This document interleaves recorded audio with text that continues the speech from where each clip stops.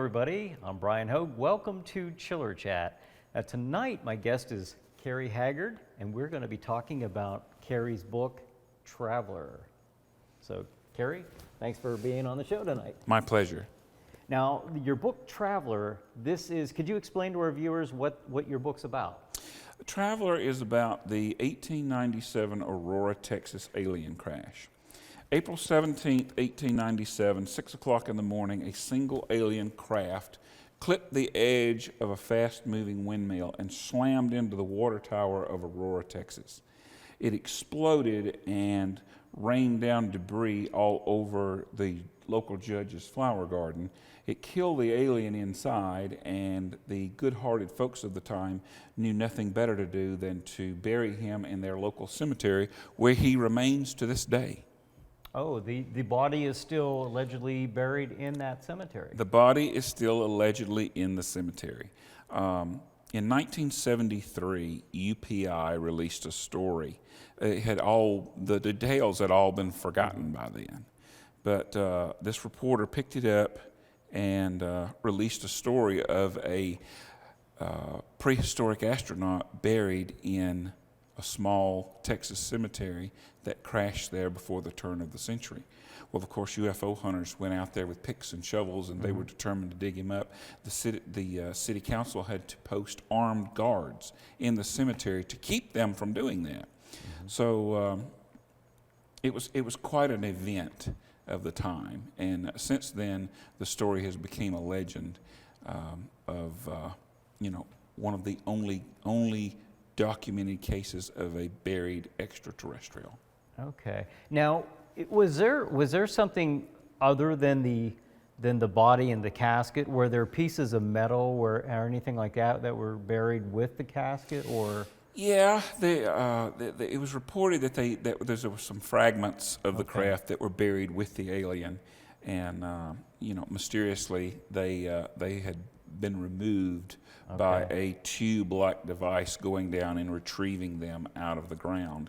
Also in 1973, when the story broke and all the hoopla was going on, someone stole the original pre-century marker.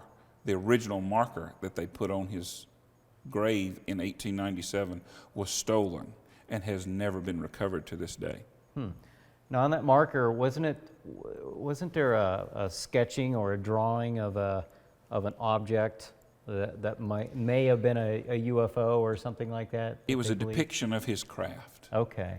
With 3 little windows in it. Right. Okay. I know a little bit about this because I've seen the stories on like the ancient aliens and so forth. It's a pretty popular story that took place back then.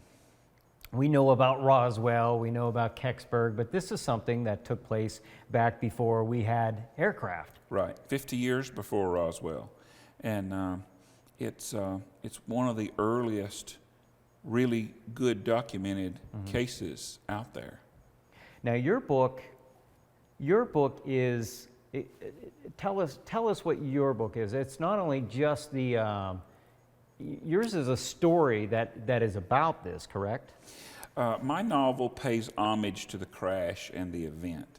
It is a fictional novel, but it has a lot of historical fact woven in with that. I tried to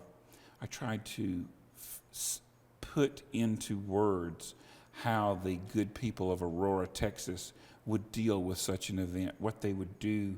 What they would do with the craft, what they would do with his body. Back then, it was even reported that they put him in a homemade coffin and put him on the boardwalk and took photographs like they would the outlaws of the time, popular people, because droves of people would come into town and see these dead outlaws on the boardwalk before they buried them. It was rumored that they did the same thing with him, although no photographs have ever been found. Wouldn't that be something if that they were? Would be something. Because they reported back then that the pilot was not of this world. I mean, they used some type of wording to allude to that, right? There was a pretty well-documented account in the Dallas and the Fort Worth newspapers on April the 19th, 2 days later, talking about the crash and that the pilot would be buried in the cemetery the following day, which would have been, I guess, April 18th. Okay. So yes, it is such a fascinating story, and it was one of those sleeper stories that you just didn't hear that much about, and I guess that's what provoked me so to get involved and write the novel. Well, that was going to be one of my questions is, what got you interested in this particular story? Well, I've always been a fan, like you, of the Universal Horror Classics, Kolchak the Night Stalker. Right. All that stuff is just my favorite pieces in the world, to watch on television. But when I was little, 1973, I saw where a UFO had landed in our small hometown. My father was a avid follower of the police department. He actually was radio dispatcher for the police department for 19 years. And what was your hometown? Commerce, Georgia. Okay.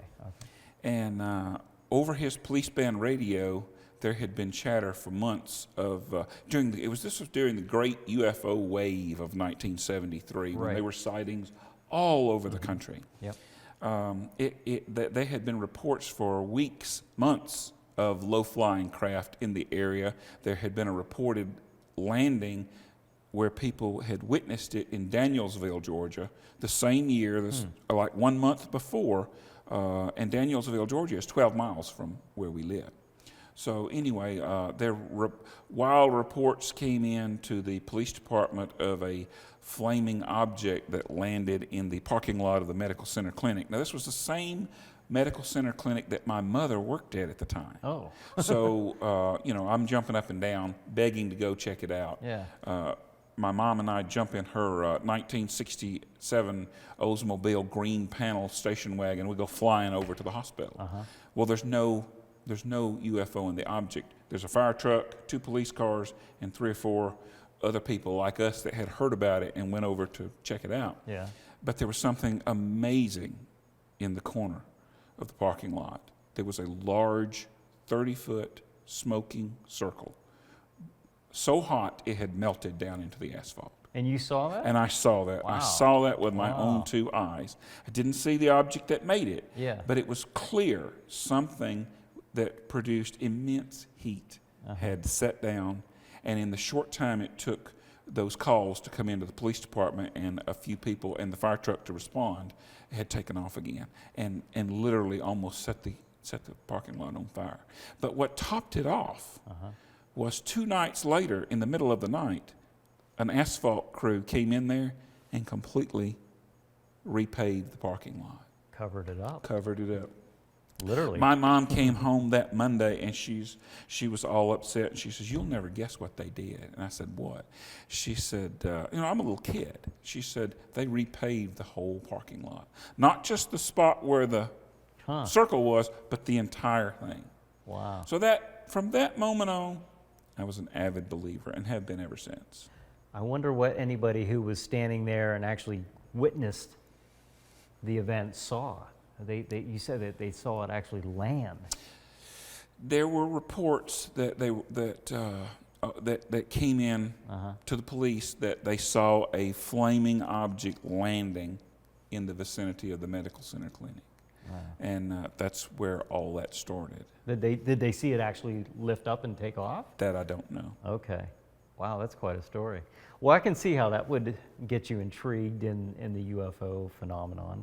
And back in 1973, like you said, there was such a rash of sightings across the United States, and kind of went hand in hand with the Bigfoot sightings at that time too. And so I can see where that would be pretty compelling to, not only to a child, but to an adult. What's going on. Now, then you became interested in this, and then when did you become interested in this particular story as far as writing your book? Well, I'd never heard of the Aurora story, and in 2015, I met my co-author.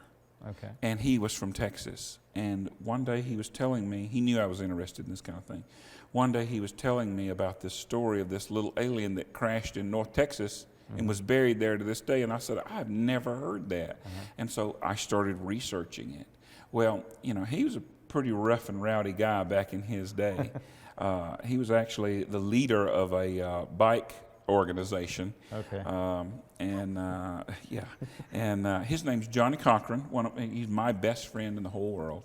And we took some of his fascinating stories and a few of my not quite as fascinating but good stories from my past, and we wove those together into the tale and integrated the truth of the Aurora story. So what we did is we made a fictional account on a historical event. So there's this young reporter. Her name's Bonnie Reynolds. Bonnie Reynolds, by the way, was the first victim in Kolchak, the Night Stalker, by the vampire. Okay. That's where I got the name. Okay. But anyway, so this 24-year-old Gainesville, Georgia reporter, she's doing this column. She does this column every week called A Century in the News. So she's looking for little tidbits from 100 years ago to report nowadays that's interesting facts. Well, she runs across this story, and we use the original story from the newspapers. Okay. She stumbles across the original story and knows that her editor is going to go, get real excited over this. So she barges into his office, takes it in there to him, and he starts a campaign to try to find him. Okay. So she sends him over to Aurora, which is like 20, 30, 50 miles away. And she goes over, and of course she starts stirring up all this trouble because it's a little different in reality because he's buried in the local cemetery, but in the book it's been like a town secret ever since then, trying to keep his grave a secret from nosy feds that want to go in there and dig him up and take him away. Okay. So, of course, she starts all this trouble, and the local game warden gets involved, the sheriff gets involved, this pair of cousins that their great-great-grandfather actually stole a small piece of the craft the day it crashed in 1897. They get involved, and it's just it's an entertaining story. Wow, that would be, I mean, can you imagine being back then and seeing this actually occur? And this is this is what you brought with you as one of your one of the items here is a replica of the UFO actually crashing into the windmill. And a replica of the wooden cross that they would have used when they buried him, because usually when a stranger wandered into town and died, they'd write unknown. And on his, they wrote traveler. Oh. Which is where the title of the book comes in. All right. Well, that makes perfect sense. All right. That's where you get the title. All and right. Then Shorty here in the corner, he is our full-size replica of the alien as he would have been burned, put in a homemade coffin, and put on display on the boardwalk. And when we do book signings across the country, he goes everywhere with us. Yeah. Yeah. I like his hat. More people want their picture took with Shorty than anybody else at these conventions we've been traveling to. Now, did you say that they actually, I don't know if this was a fictitious part of the book or if this was a claim by the locals back then. Did you say that they put the body out on display? And it was photographed, or what you said, but... It's rumored. Rumored, okay. Jim Mars was a very prominent UFO historian. He died just about a little over a year ago. Well, I was lucky enough to talk to him a couple of times before he passed away. And he was excited because he said anybody that's bringing anything positive to the Aurora incident, he was glad because it was such a sleeper subject. Yeah. Roswell gets so much attention, Aurora gets practically none. Yeah. So he was thrilled that I was writing a book on Aurora, and he said that we had some discussions about if it was true, and he's the one that brought it up. He said that it was rumored that they put him on the boardwalk and displayed him as they would an outlaw at the time, and someone had contacted him, some old lady, some grandma somewhere. Had her great grandmother, some woman's grandmother, I forget what he said, claimed to have a photo of him. and he was on the hunt for that. He was trying to track them down to either look at it, take a picture of it, buy it, whatever. Yeah. But of course, he died before I heard any more about it, and I don't know any more about it than that. I think he has a pretty good documentary that viewers can look up on YouTube about that as well. He does. He made several excellent documentaries on Aurora. He was the foremost researcher on the Aurora incident because he lived there. Yeah. He literally lived in the Aurora area, so it was near and dear to him. Now, have you ever thought about tracking down that person and getting the picture? No, I haven't even. I've never even been to Aurora. Yeah. That's one of the places I really want to go. I want to go to the cemetery in Aurora and see it. But no, I haven't been out there yet. Most of the details I got from Texas and all came from my co-author. So, because he lives in Odessa, Texas, so he was able to put the salt and pepper in there from a Texas standpoint and point of view. So yeah, one of these days I'll get down there. Well, how far is where he lives from Aurora? Aurora is 20 minutes north of Fort Worth. Odessa is probably 6 hours further south. Okay. He's down Odessa Midland area, so in West Texas, sort of in the middle to lower part of the state. Was there any word on? Okay, we heard about what they did with the alien, the pilot. What about the craft? Was it just broken up into small pieces, or? The craft reportedly was shattered, but a lot of it remained intact. The reports from the time say that they dumped the remains of the craft down an abandoned well. As the years went on, it poisoned the well, and this unfortunate guy moved in there and drank the water out of the well and had some of the worst case of arthritis you've ever seen.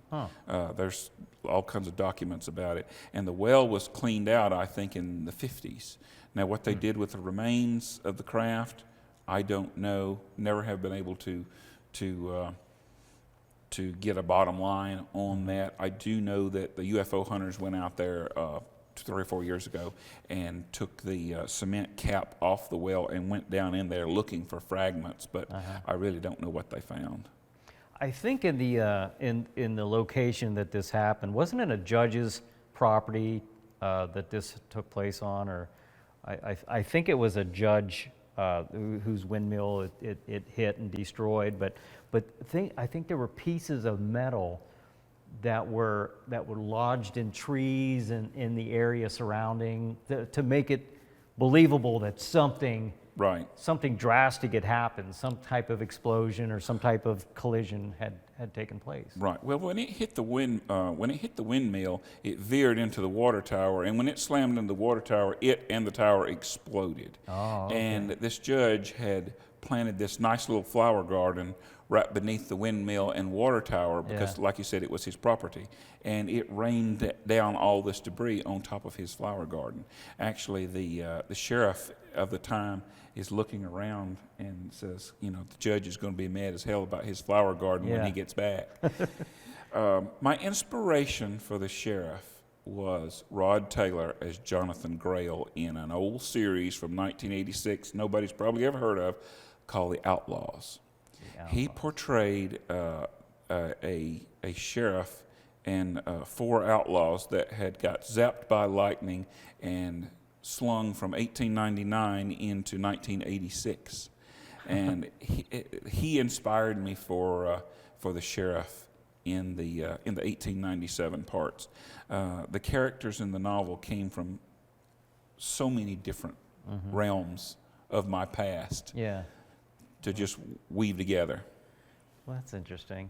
Now you had, I just got to thinking, you said something about Kochak, and that got me thinking about the reporter back in '73. Wasn't the main reporter, I thought the name was Scully, of all names. I thought one of the main reporters for that story was Scully. And I could be wrong on that, but I thought it was. Skorzeny was the vampire. Scores and but I mean the real reporter who was actually investigating this in Aurora. Yeah. I don't know. But I don't know who it was. But that got me thinking when you say Kolchak, because Chris Carter was inspired by that show to do the X-Files. Oh yeah. So, yeah. That's interesting. Also interesting about all of this is during that time, this takes place in 1897 where this occurred, there were so many reports of UFO activity across, not only in Texas, but I think across the U.S. Yeah, in the novel, I did a lot of research, 2 years worth of research. And I found accounts, really good accounts, going back all the way to the Civil War. And a lot of those are listed throughout the novel. I put little segments of them in there. Reports that craft hit the ground with such heat and force it turned the ground to glass. And when they went out to look at what had crashed, it had markings resembling Egyptian hieroglyphics carved into the craft. The same kind of reports you were getting in the 1970s, you were getting in the 1870s. Yeah. That reminds me of the Kecksburg UFO crash. They said that they look like hieroglyphics as well. The object had writing or scribing on the outside. I don't know. What do you think? Do you think that this actually happened? The Aurora incident? Yes. I believe it did. Jim Mars really and truly believed it did. Yeah. And I want to believe in my heart that it really happened the way it was reported in the newspapers. There's been so much talk, especially about this particular event, if it was a fake, if it was, the town had suffered a boll weevil infestation, a great fire, an epidemic, all these things, and the railroad had skirted them and went 20 miles in the other direction. So it's rumored that they concocted all of this to try to save the town. But the logical question is, how would a report of a UFO crashing, and they didn't have the word UFO back then, but how would this save a dying town? Yeah. It wouldn't have had any effect on it, because the only people that are going to come over to check it out is going to be the ones that hear about it at the time, and then it's over. Yeah. Well, the part about the infection, there was claim too that they didn't want the body of the pilot exhumed because, I don't know, was it the townsfolk were saying that, well, we're concerned that this might activate the virus again, or cause people to become sick. The city of Aurora just does not want that grave messed with. Yeah. They've come up with all kinds of things. I've heard that scenario. They're afraid if they go to the wrong grave and start digging, they'll dig up somebody's great-great-grandmother. Yeah. They just don't want it. Right. They don't want it messed with. They don't want it, their sacred little cemetery to be ravaged. Yeah. So they'd rather just keep it as it is. And for years and years, the city of Aurora, all they wanted was this to go away. They didn't want any publicity on it. But now they're exploiting it a little bit. They have a little festival there every year. And even on their website, there's this little out-of-control craft doing loop-de-loops in the air. So they're taking advantage of it a little bit now. Yeah. Well, that stands to reason. It's probably smart on their, I know the Kecksburg's a small town. I know Aurora is a very small town, but probably even smaller than Kecksburg, but they have a huge festival every year, and it brings in thousands of people. Yeah. I mean, it's huge. It's a huge event. And, I guess if you can capitalize on something like that, get some tourists in and, learn a little bit of the history of your town, why not? Now, Kerry, what brings you up to Pennsylvania? What are you doing right now? Well, we do a little television show out of Beaver Falls called Wheels of the Past. We highlight antique cars from around the country that have great stories to tell. I'm the writer and the host of the show. I moved up here from Georgia a year and a half ago to spearhead the project, and so far we've done about 5 episodes. We've done an episode with Butch Patrick, Eddie Munster, on the Munster coach in Dragula. We did an episode at the Corvette Museum where the floor fell in. We did an episode with the one original remaining car used in Stephen King's Christine. Okay. We did an episode over in Evans City Cemetery where they filmed Night of the Living Dead using a 67 Pontiac Le Mans that was the same exact color as the one used in the movie. We did an episode on stainless steel cars, so we're just getting off the ground with this. I've been working real hard on this for a year and a half. So that's what brought me to Pennsylvania, because Pennsylvania is the antique car keystone of the country. Since I was 25 years old, I've been going to the big car shows in Hershey and Carlisle because they're the most prominent antique car shows in the country. Oh, I wasn't aware of that. That's pretty interesting. So, well, we are about out of time here. Time goes quick here when we're talking about stuff of this interest. But I wanted to show your book again, Kerry. The book is Traveler, and it is a fictitious story about the Aurora UFO crash. Not that the crash was fictitious, but we go on the journey through a reporter. What and the reporter's name again was Bonnie Reynolds. Bonnie Reynolds, that's it. Okay. Well, Kerry, thank you very much again. And, my pleasure. And before I go, how can folks look up your book? It's on Amazon under Traveler and my name, Kerry Trent Haggard. Okay. And it's readily available on Amazon, published by Flying Disc Press out of England. And I hope everybody that reads it enjoys it. Okay, great. All right, well, thank you very much for being on the show. And thank you for joining us for another episode of Chiller Chat. We'll see you next week. Have a good night. Have a good chiller night.